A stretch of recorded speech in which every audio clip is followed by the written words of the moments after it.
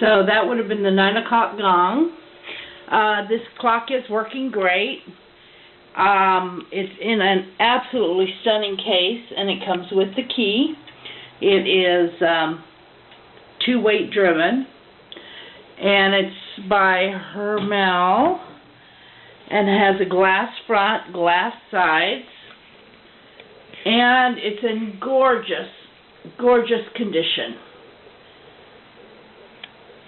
The only thing I would do is maybe clean the chime arms. I think that they could hit a little harder, spring a little more, and make the sound a little louder. But if you don't mind the level of the sound as it is, then everything's good to go. And that's it. Thank you so much.